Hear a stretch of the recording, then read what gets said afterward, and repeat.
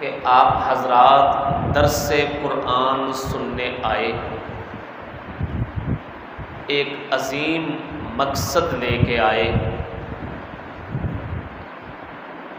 ایسے مقصد لے کے آنے والوں کے قدموں میں فرشتے پر بچھاتے ہیں۔ پیغمبر پاک صلی اللہ علیہ وسلم نے فرمایا، من سلک طریقا یلتمس فیہ علما سہل اللہ لہ طریقا الی الجنہ۔ جو شخص علم حاصل کرنے کے راستے پہ چلا، اللہ پاک اس کے لیے جنت کا راستہ آسان فرما دیتے ہیں۔ آپ درس قرآن میں قرآن کا علم لینے کے لیے آئے، آپ سے مل کے خوشی ہوئی۔ میری خوشی کی دوسری وجہ یہ، میں ان طلباء سے مل رہا ہوں جو ترجمہ کلاس کے شرکاء ہیں۔ یہ قوم کا سرمایہ ہوتے ہیں،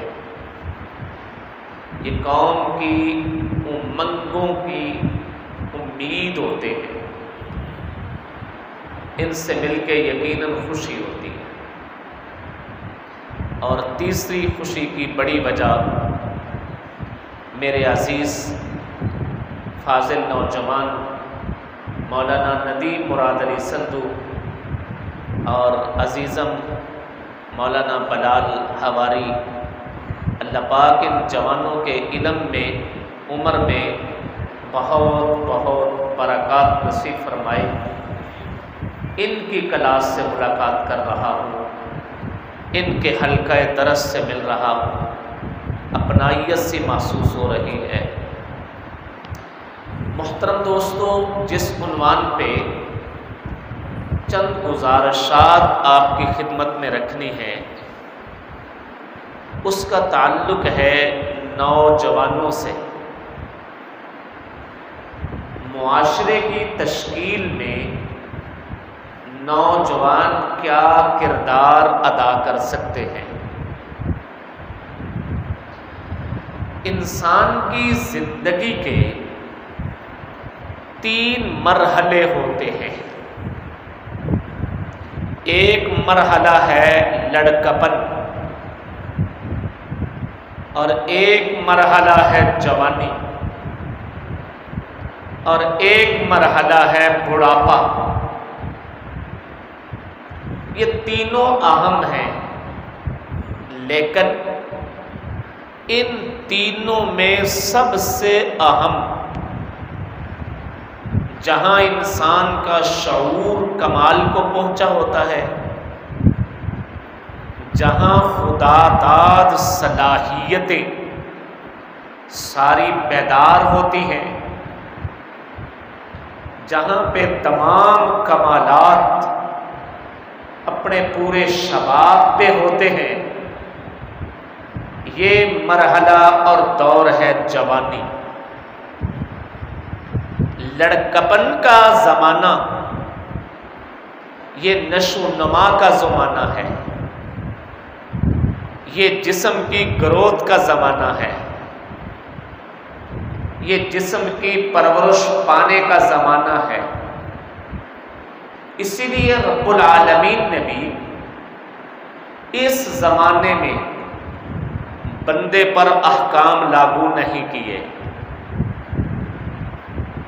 بچپنے میں نماز فرض نہیں، روزہ فرض نہیں، حج زکوٰۃ حج فرض نہیں، اور بہت ساری عبادات فرض نہیں، اس لیے کہ وہ عمر بننے کی ہے۔ اور بڑھاپے میں جا کے بھی اللہ پاک نے بندوں پر سے بہت ساری ذمہ داریاں کم کر دی ہیں، بہت ساری ذمہ داریوں سے اللہ نے بوڑھوں کو آزادی دے دی ہے۔ حتیٰ کہ نماز پڑھانے والا امام، اسے حکم دیا گیا کہ نماز کی قرات لمبی نہ کرنا، کیوں؟ فَإِنَّ فِيهِمُ الضَّعِيفَ وَالسَّقِيمَ، صف میں بوڑھے بھی ہوں گے، بوڑھوں پہ کھڑا ہونا مشقت لگتا ہے، لمبی لمبی رکعات میں شامل ہونا مشکل ہے۔ تو معلوم ہوا انسانی زندگی کے 3 مرحلے، پہلا مرحلہ لڑکپن، دوسرا جوانی، اور تیسرا مرحلہ بڑھاپا۔ ان تینوں میں کچھ کر گزرنے کا زمانہ، کچھ بنا دینے کا زمانہ، کچھ تبدیل کر دینے کا زمانہ، کچھ انقلاب بپا کر دینے کا زمانہ، کوئی تاریخ کا رخ بدل دینے کا زمانہ، وہ جوانی کا زمانہ ہوتا ہے، وہ جوانی کا دور ہوتا ہے۔ کیونکہ جوانی میں اللہ نے جو انسانی باڈی میں صلاحیتیں رکھی ہیں، ظاہری صلاحیتیں، وہ بھی اپنے کمال کو ہوتی ہیں۔ آنکھوں کی بینائی پورے کمال کو، کانوں کی شنوائی پورے کمال کو، اور پاؤں کی قوت ماشیہ چلنے کی طاقت پوری جوبن پہ، ہاتھوں کی قوت بادشاہ پکڑنے کی طاقت یہ پورے شباب پہ، ایک ایک طاقت جسم کی جوانی میں اپنے بھرپور کمال پہ ہوتی ہے، اور علمی صلاحیتیں بھی وہ جوانی میں کامل ہوتی ہیں۔ اس لیے قرآن پاک نے بھی انسانوں کی تربیت کے لیے، لوگوں کو سمجھانے کے لیے ایک پوری سورت ایسی نازل فرمائی جس سورت میں تذکرہ جوانوں کا ہے، نوجوانوں کا تذکرہ ہے۔ اس سورت کا نام ہے سورۃ الکہف۔ سورۃ الکہف یہ ایک داستان عظیمت ہے۔ سورۃ الکہف جس کا آغاز قرآن پاک کے 15ویں پارے سے، نصف سے 16ویں پارے کے ابتدائی 3-4 رکوعات تک چلتا ہے۔ یہ سورۃ کہف یہ نوجوانوں کی کہانی ہے، ایسے نوجوانوں کی جنہوں نے اپنی قوم کو ضلالت اور گمراہی میں دیکھا، تو ضلالت و گمراہی کو بدلنے کے لیے وہ نوجوان اکٹھے ہوئے، نوجوانوں میں سوچ پیدا ہوئی۔ قرآن پاک نے فرمایا نحن نقص علیک نبأہم بالحق، اے محبوب ہم آپ کو نحن نقص قصہ بیان کرتے ہیں، داستان سناتے ہیں، بالحق جو درست ہے، نبأہم بالحق انہم فتیۃ، وہ داستان چند نوجوانوں کی ہے، آمنوا بربہم، جو ظلمت اندھیرے تاریکی میں ایمان کا نور اپنے سینے میں لے کے آئے، آمنوا بربہم، انہوں نے ہمت کی، قدم آگے بڑھائے، وزدناہم ھدا، اور ہم نے ان کے لیے ہدایت کے راستے کھولتے ہی چلے گئے، ہدایت کے راستے بڑھاتے ہی چلے گئے۔ پھر آگے قرآن پاک نے ان نوجوانوں کی کہانی بیان کی۔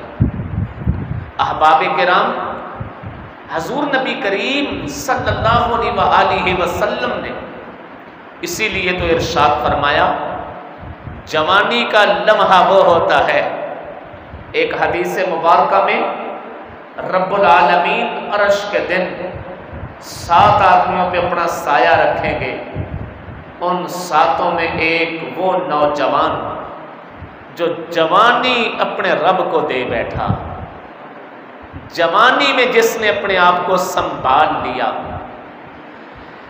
ایک بات ہمارے ہاں مسلمہ ہے، یعنی ہم سب مانتے ہیں، کوئی عالم ہو وہ بھی مانتا ہے، کوئی تاجر ہو وہ بھی مانتا ہے، کوئی صحافی ہو وہ بھی مانتا ہے، حتیٰ کہ جو شخص یہ جی ٹی روڈ پہ بائی پاس پہ گاڑی چلا رہا ہے، رکشہ چلا رہا ہے، وہ بھی مانتا ہے کہ انسان کے پاس جو قیمتی شے ہے اسے ضائع نہ ہونے دو۔ بین الاقوامی اصول ہے، اپنے قیمتی سرمایہ کو سنبھال کے خرچ کرو، قیمتی شے کو ضائع نہ ہونے دو۔ جب انسانی زندگی کے 3 مرحلوں میں سب سے قیمتی مرحلہ جوانی کا مرحلہ ہے، تو پھر اس جوانی کے مرحلے کو کبھی ضائع نہیں ہونے دینا۔ جوانی کی عبادت بڑھاپے کی عبادت سے افضل ہے۔ وہ فارسی کا مقولہ ہے، در جوانی توبہ کردن شیوائے پیمبری۔ جوانی کے زمانہ میں توبہ تائب ہو کے رب کی طرف رجوع کرنا نبیوں کا شیوا ہے۔ حضور نبی کریم صلی اللہ علیہ وآلہ وسلم کی خدمت عالیہ میں حاضر ہونے والے 3 طرح کے لوگ تھے۔ کچھ وہ جو بچپنے میں آئے، کچھ وہ جو جوانی میں آئے، اور کچھ وہ جو بڑھاپے میں آئے۔ یہ تینوں ہی سعادت مند تھے۔ لڑکپن میں آنے والے بھی سعادت مند جو بچپنے میں آئے ہیں۔ وہ بچپن میں آئے، میرے آقا نے انہیں اپنے سینے سے لگایا، یہ نہیں کہا کہ ابھی تمہاری عمر 18 سال نہیں ہوئی، واپس چلے جاؤ۔ یہ آج کل کی حکومتیں نہ جانے کس ڈگر پہ چل پڑی ہیں۔ ابھی سندھ اسمبلی نے قانون پاس کیا ہے کہ کوئی غیر مسلم 18 سال سے پہلے اگر مسلمان ہوا تو اسے واپس کفر میں لوٹائیں گے، اور قابل تعزیر جرم ہوگا، قابل تعزیر جرم۔ حضور نبی کریم صلی اللہ علیہ وآلہ وسلم کی خدمت عالیہ میں 18 سال سے کم عمر کے 2 3 4 نہیں، بہت سارے بچے آئے۔ میرے آقا نے ان کے ایمان کو قبول کیا، بلکہ ہماری اسلامی تاریخ کا آغاز ہی بچوں کے قبول اسلام سے ہے۔ کن کے؟ بچوں کے قبول اسلام سے ہے۔ حضرت علی المرتضیٰ رضی اللہ تعالی عنہ 10 سال کی عمر کے تھے جب آقا علیہ السلام کے دست و بازو بنے۔ حضرت عبداللہ بن مسعود 14 سال کی عمر کے تھے جب حضور صلی اللہ علیہ وسلم کی خدمت میں آئے۔ حضرت سعد بن ابی وقاص 16 سال کی عمر کے تھے جب کلمہ نبی کا پڑھ دیا۔ حضرت سعد بن ابی وقاص کے بھائی عمیر بن ابی وقاص 14 سال کی عمر میں نبی کے دامن سے وابستہ ہوئے، 16 سال کی عمر میں جام شہادت نوش فرمایا۔ ابو جہل کو قتل کرنے والے 16 سال کے 2 لڑکے تھے، کس ایک کی عمر 15 سال، ایک کی عمر 16 سال۔ ہماری تو اسلامی تاریخ کا آغاز ہی 9 عمر لڑکوں سے ہوا ہے۔ کن سے؟ 9 عمر۔ تو آج ترجمہ کلاس میں 9 عمر ہیں۔ ہماری تاریخ 9 عمر بچوں سے بھری پڑی ہے۔ حضرت عمر بن سلمہ 7 سال کی عمر تھی جب نبی پاک صلی اللہ علیہ وسلم کے دامن سے وابستہ ہوئے اور قرآن کے حافظ بن گئے۔ سب سے کم عمری میں قرآن کریم کو حفظ کرنے والے عمر بن سلمہ ہیں، اور حضرت زید بن ثابت رضی اللہ تعالی عنہ جنہیں نبی کریم صلی اللہ علیہ وآلہ وسلم نے سریانی زبان سیکھنے کا کہا، وہ نبی علیہ السلام کی خدمت میں 15-16 سال کی عمر میں حاضر ہوئے، اور حضرت ابو بکر صدیق رضی اللہ عنہ کے دور خلافت میں جب قرآن کریم جمع کرنا شروع ہوا تو حضرت زید بن ثابت قرآن جمع کرنے والے تھے. حضرت عبداللہ بن عباس یہ 14 برس کے تھے، بلکہ بعض روایات سے پتہ چلتا ہے 10 سال کے تھے. خود فرماتے ہیں قد ناہست الاحتلام، میں بلوغت کی عمر کے قریب تھا. حضرت عبداللہ بن عمر یہ 15 برس کی عمر کے تھے. حضرت انس بن مالک رضی اللہ تعالیٰ یہ 18 سال کی عمر سے پہلے حضور صلی اللہ علیہ وسلم کے دامن سے وابستہ ہوئے. حضرت انس جو خادم رسول مشہور ہیں، جنہیں دنیا خادم رسول کہتی ہے، 10 سال کی عمر میں ان کی اماں وہ نبی کریم صلی اللہ علیہ وسلم کے سپرد کر گئی کہ انہیں سنبھالیے. وہ بچپنا 9 عمروں سے ہماری تاریخ بھری پڑی ہے، اور ان 9 عمروں نے آنے والے وقتوں میں اسلامی دنیا کی کیا خدمت انجام دی، آپ حیران رہ جائیں گے. حضرت علی رضی اللہ عنہ 10 سال کی عمر میں دامن نبوت سے وابستہ ہوئے. یہ ابھی بچپنے کی عمر تھی، لیکن جب جوانی میں پہنچے بدر کے میدان میں 23 سال ان کی عمر تھی. 23 سالہ خوبصورت جوان، کفر کے چھکے چھڑانے والا، کفر کے دانتوں کو کھٹا کر دینے والا، ترش کر دینے والا وہ حضرت حیدر کرار تھے. حیدر کرار کے پنجے نے ظالم کے پنجے کو مروڑ کے رکھا ہے. یہ جو بچے جڑے ہیں، بچے حضرت زید بن ثابت یہ 14-15 سال کی عمر میں جڑے تھے، یہ 22-23 سال کی عمر میں پہنچے تو قرآن جمع کر رہے ہیں. حضرات صحابہ کرام، حضرت ابو بکر صدیق نے انہیں فرمایا قرآن جمع کرنا ہے. حضرت عبداللہ بن مسعود بکریاں چرانے والے، وہ 14 سال کی عمر میں نبی علیہ السلام سے جڑے، اور جس وقت حضور نبی کریم صلی اللہ علیہ وسلم کے رحلت کے بعد حضرت ابو بکر کا دور گزرا، حضرت عمر کا دور آیا. کوفہ کے لوگ حضرت عمر کی خدمت میں حاضر ہوئے. امیر المومنین، کوفہ شہر یہ سنگم پہ واقع ہے، عرب دنیا کے ملک عراق کے. یہاں پہ عیسائی بھی آ رہے ہیں، یہودی بھی آ رہے ہیں، مجوسی بھی آ رہے ہیں، اسلام میں آ رہے ہیں کفر چھوڑ کے.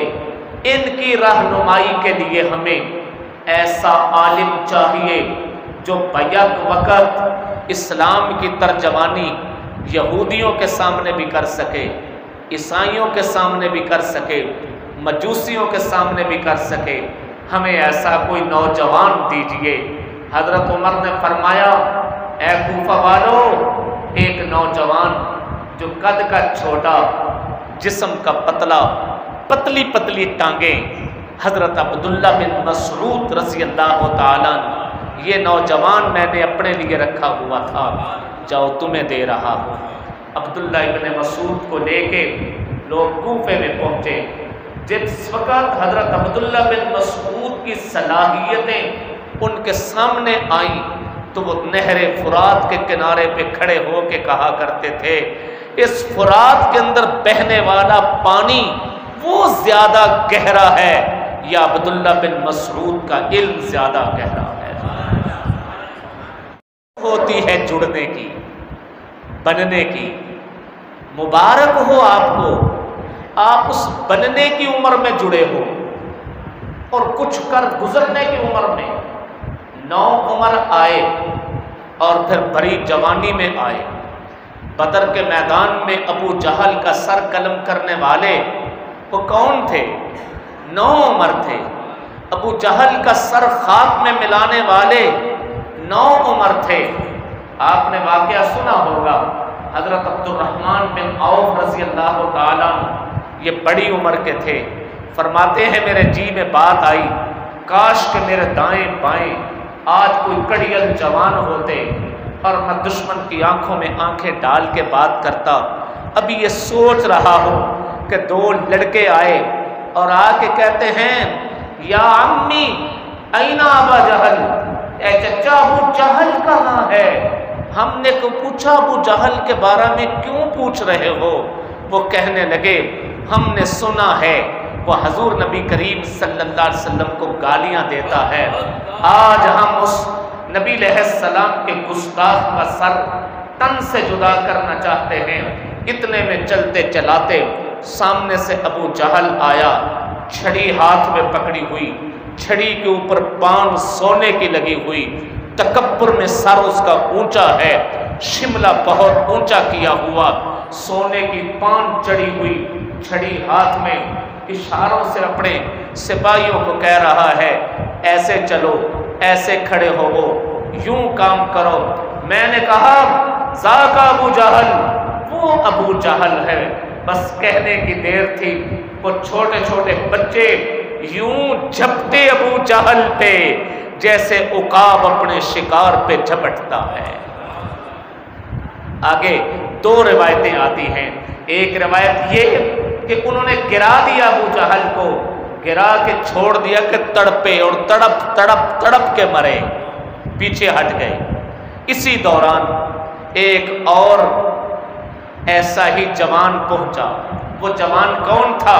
عبداللہ بن مسعود رضی اللہ عنہ، جو 14 سال کی عمر میں نبی علیہ السلام سے جڑا تھا۔ اور یہ عبداللہ بن مسعود ہیں، انہوں نے جا کے ابو جہل کے سر گردن کے اوپر پاؤں رکھا۔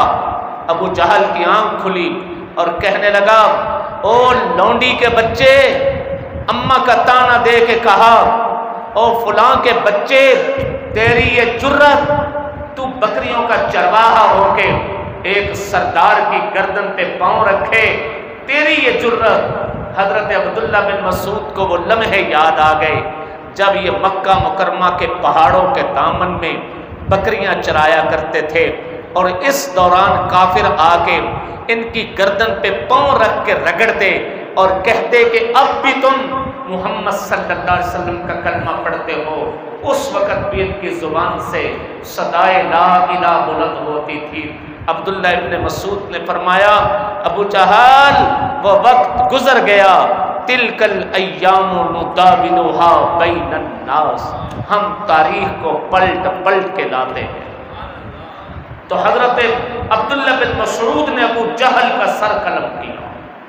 تو میرے بھائیوں، جوانی کی عمر کچھ کر گزرنے کی عمر ہوتی ہے، اور پھر حضور صلی اللہ علیہ وسلم کی خدمت میں کچھ جوان آئے۔ میں ان جوانوں کا بھی تھوڑا سا تذکرہ کروں، جن جوانوں نے حضرت بلال حبشی پہ ہونے والے ظلم کا پورا قرض اتار دیا، جن جوانوں نے سرزمین مکہ پہ خاندان عمار پہ ہونے والے ستم کے قرضے اتار کے رکھ دیے۔ اور وہ جوان آئے کہاں سے؟ آئے کہاں سے؟ آسمان سے نہیں اترے، میرے رب نے کافروں کے گھروں سے بھیجے، کافروں کے گھروں سے بھیجے۔ وہ ابو جہل جو کہا کرتا تھا معاذ اللہ تعالی محمد صلی اللہ علیہ وسلم کا کنبہ قبیلہ خاندان مٹ جائے گا، اس ابو جہل کے گھر سے ابو جہل کا جوان بیٹا اکرمہ آیا، اکرمہ بن ابی جہل، اکرمہ بن ابی جہل جو آنے والے وقتوں میں اسلامی فوجوں کا جرنیل بنا۔ کون سی لڑائی ایسی ہے جس لڑائی میں آنے والے وقتوں میں حضرت اکرمہ کا کردار نظر نہیں آتا؟ حتیٰ کہ سیرت کی بعض کتابوں کے مطابق مسیلمہ کذاب کو شکست دینے والا بھی اکرمہ بن ابی جہل تھا۔ اکرمہ آیا، بڑی جوانی کے ساتھ آیا، بھرپور کردار کے ساتھ آیا۔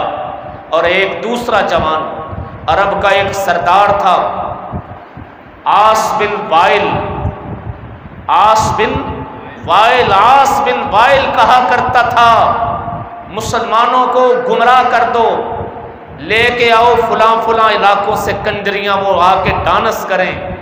اللہ نے عاص کے گھر سے اس کے بیٹے عمر کو بھیج دیا، عمر بن عاص، جنہوں نے تاریخ کا رخ بدل کے رکھ دیا، جنہیں فاتح مصر کہا جاتا ہے، اسکندریہ کا فاتح اور قاہرہ کا فاتح، یہ عمر بن عاص ہی ہے۔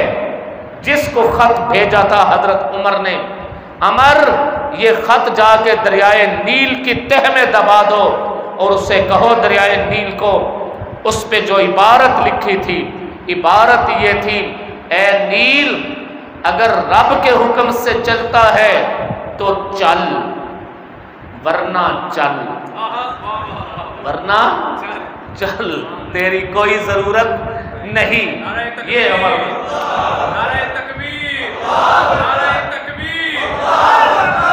یہ عمر بن عاص ہیں، تاریخ ان پہ آج تک فخر کرتی ہے حضرت۔ اور ایک اور جوان، جس جوان نے مسلمانوں کے پرانے غم مٹا دیے، عرب کے سردار ولید کا بیٹا، جنہیں خالد بن ولید کہا جاتا ہے، جنہیں پیغمبر علیہ السلام کی نطق مبارک نے، لسان مبارک نے، زبان مبارک نے سیف من سیوف اللہ کا کہ یہ خدا کی تلوار ہے لقب عطا کی۔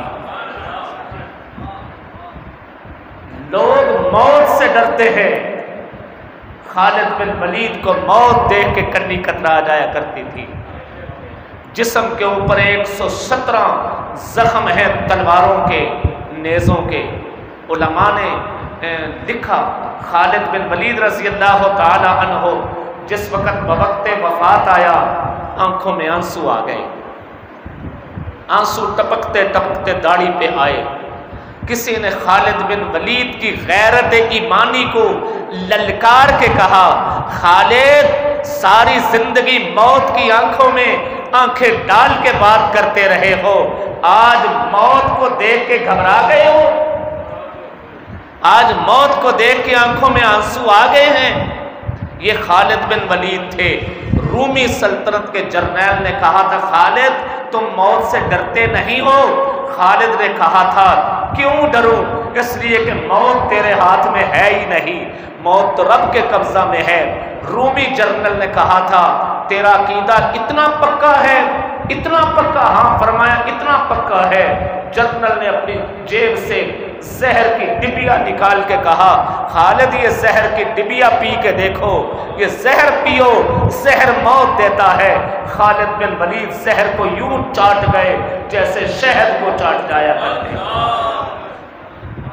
مجال ہے کہ بدن کے اوپر کوئی آثار موت آئے ہوں۔ یہ خالد بن ولید جس وقت آخری لمحے آئے آنکھوں میں آنسو، تو کسی نے غیرت دلاتے ہوئے کہا خالد موت سے آج ڈر گئے ہو، آنسو آ گئے ہیں؟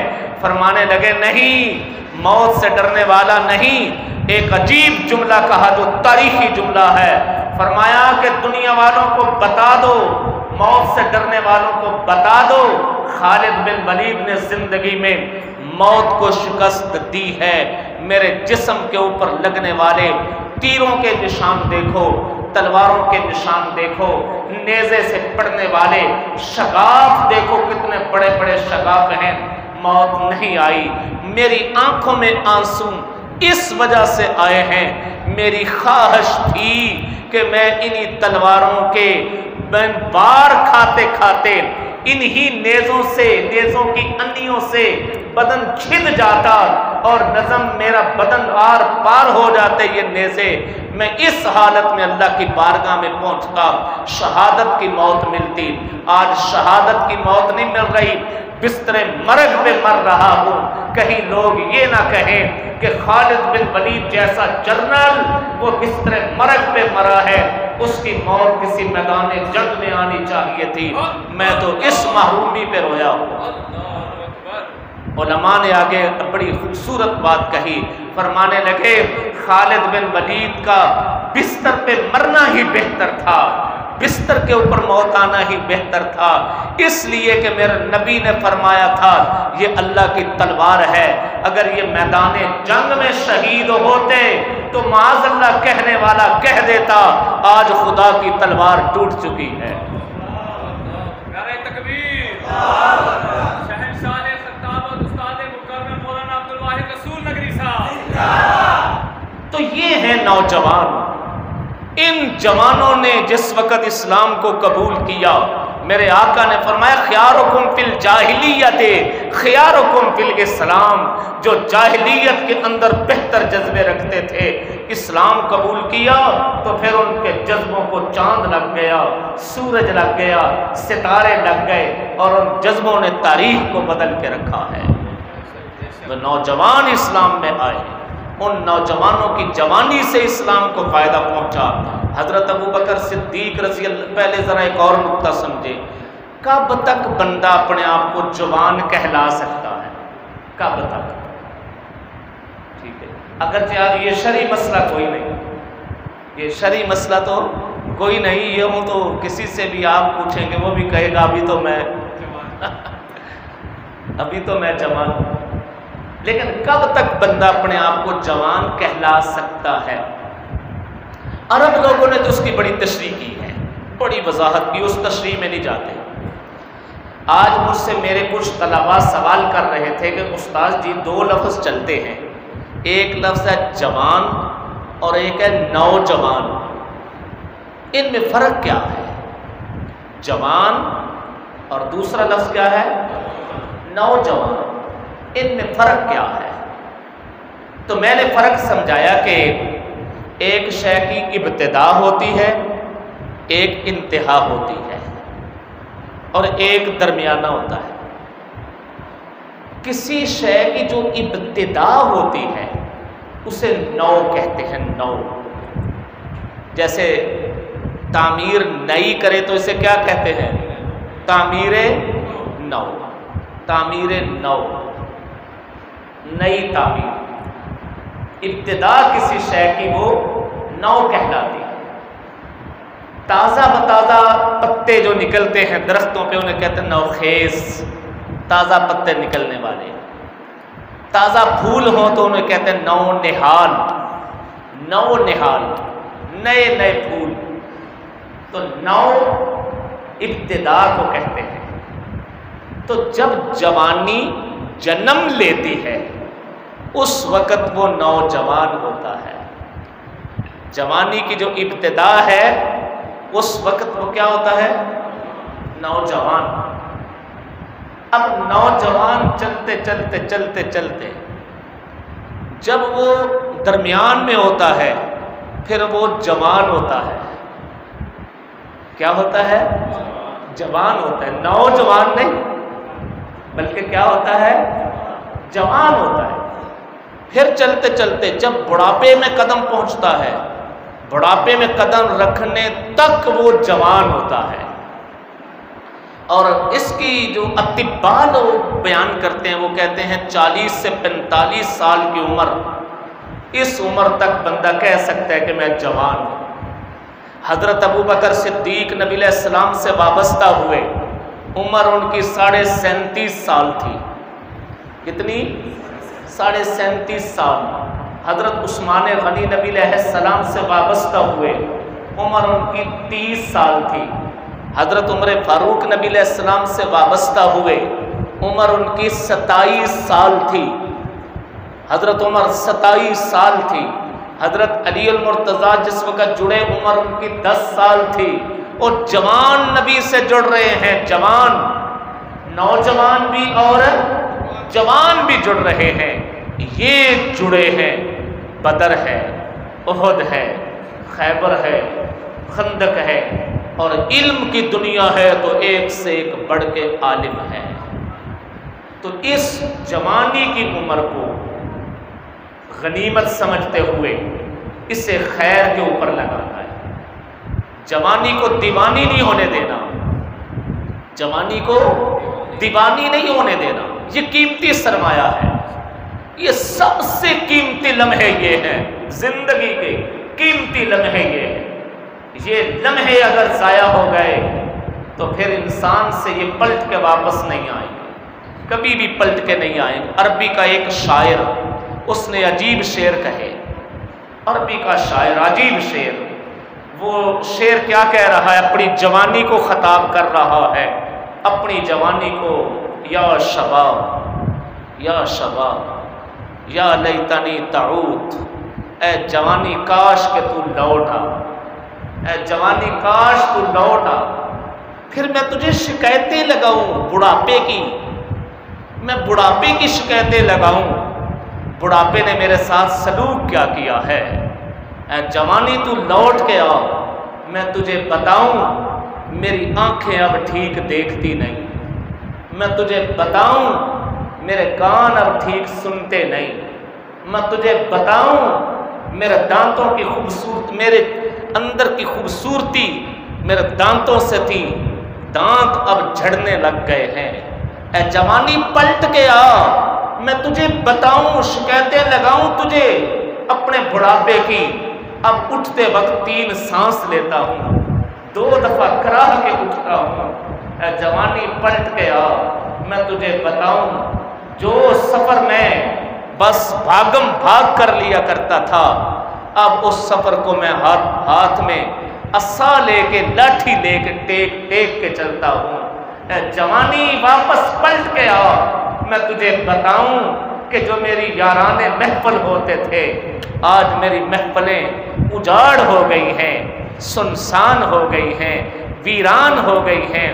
میری محفلیں، میری بیٹھکیں جہاں لوگ آ کے اپنے قصے کہانیاں سنایا کرتے تھے، اے جوانی پلٹ کے آ، میں تجھے بتاؤں میں پورے گھر کی رونق ہوا کرتا تھا، اور اب میرا بستر گھر کے ایک کونے میں پڑا ہوا ہے، اس کونے میں بیٹھ کے میں کھانستا ہوں، تب بھی میرے جوان بچے میرے سے شکوہ کرتے ہیں۔ احباب، یہ جوانی سنبھالنے کی عمر ہے۔ یہ ایک بات کہہ کے گفتگو ختم کروں، جوانی جو ہے نا، اس کے 2 کنارے ہیں۔ ایک کنارہ جڑا ہوا ہے لڑکپن سے، اور ایک جڑا ہوا ہے بڑھاپے سے۔ ایک لڑکپن سے اور ایک بڑھاپے سے۔ تو یہ دوہرا کام کرنا ہے اس جوانی نے، دوہرا۔ یہ دوہرا کام ہوتا کیا ہے، میں اس کو ایک مثال سے عرض کروں۔ ایک پانی کا ٹینکر ہے جہاں پانی ہے، اور ایک وہ ہے جہاں پانی پہنچنا ہے، گھروں کے اندر۔ اب پانی کے ٹینکر سے پانی لے کے گھروں میں پہنچانا، یہ کس کا کام ہے؟ پائپ لائن کا۔ پائپ لائن کے 2 کنارے ہیں، ایک کنارہ جڑا ہوا ہے پانی کے ٹینکر سے، دوسرا جڑا ہوا ہے گھروں سے، وہاں سے لے آگے پہنچائے، یا یوں سمجھ لیجئے بجلی کا ٹرانسفر ہے وہاں، اور ایک گھر ہے۔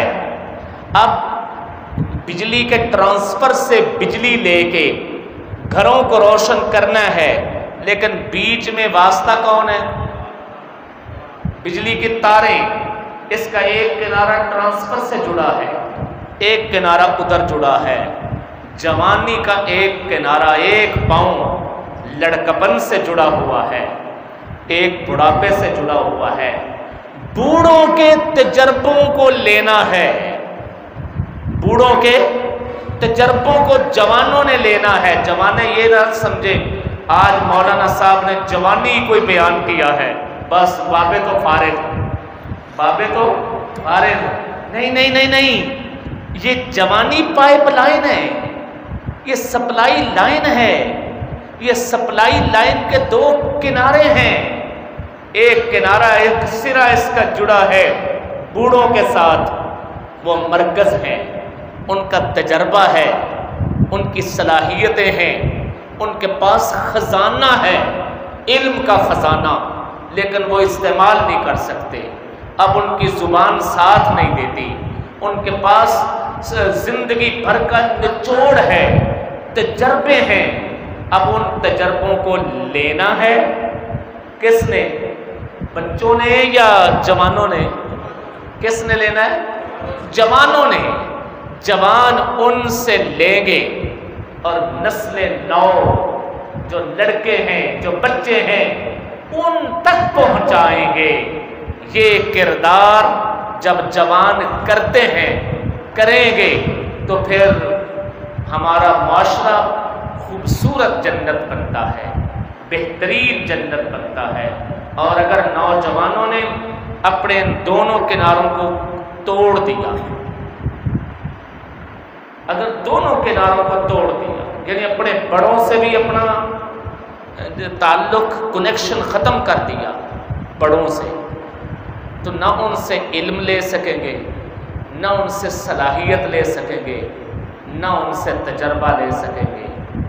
جب وہاں سے ٹوٹ گیا تو پھر خالی رہ جائیں گے، خالی خالی۔ یہ جو تارے ہیں ننگی، اب ہم کہتے ہیں بجلی کی تار ہے، اسے ہاتھ نہ لگانا، اس کے اوپر اگرچہ وہ پلاسٹک چڑھی ہے تب بھی ہم کہتے ہیں کہ ہاتھ نہ لگانا، کہیں کرنٹ نہ دیتا ہوا ہو، پھر ساری ہی ننگی کیوں نہ ہو، کوئی خطرہ ہے؟ اس سے کسی کو خطرہ کوئی نہیں، اس سے کسی کو فائدہ بھی کوئی نہیں، کوئی فائدہ نہیں، کوئی فائدہ نہیں۔ پائپ لائن جس کا پانی کے ٹینکر سے کنیکشن ختم ہو گیا وہ خشک ہو جائے گا، اس کا کوئی فائدہ نہیں۔ جس نوجوان نسل نے اپنے بڑوں کی زندگی کو سے علیحدگی اختیار کر لی، اپنے بڑوں کے تجربات سے علیحدگی اختیار کر لی، بڑوں کی صلاحیتوں سے علیحدگی اختیار کر لی، اس کا کنیکشن ٹوٹ گیا ہے، اب وہ کسی کام کا نہیں، وہ کسی اندھیرے کو اجالے میں نہیں بدل سکتا، وہ کسی ظلمت کو نور میں نہیں بدل سکتا، وہ کسی تاریکی کو روشنی میں نہیں بدل سکتا۔ اور اگر وہاں تو جڑا ہوا ہے لیکن ادھر خیال کوئی نہیں، ادھر نہیں جڑا، نسل نو کی طرف نہیں جڑا، تو پھر بھی اس کا کوئی فائدہ نہیں۔ یہ میں اس لیے دہرا رہا ہوں کہ ہمارے بہت سارے نوجوان جوان وہ اپنے بچوں پہ دھیان نہیں کرتے، اب خود تو تجربہ لے لیا لیکن لے کے اپنے بچوں کو وقت نہیں دیتے، اپنی اولادوں کو ٹائم نہیں دیتے، تو دونوں طرف جوانوں کا رابطہ ہوگا تو جوان انہی سے ہماری زندگی روشن ہے، یہ پائپ لائن ہے، انہی سے ہماری حیات ہے، یہ سپلائی لائن ہے، انہی سے ہمارے گھر روشن ہیں۔ اللہ کریم ہمیں اس دور میں قبول و منظور فرمائے۔ مبارکباد پیش کروں گا مولانا ندیم مراد صاحب کو، مولانا بلال صاحب کو، ان کے تمام رفقا کو جنہوں نے ترجمہ قرآن کریم کی کلاس شروع کی ہے۔ اللہ پاک اس کلاس کو پوری منزل تک پہنچائے، کامیاب و کامران فرمائے۔ وما علینا الحمدللہ۔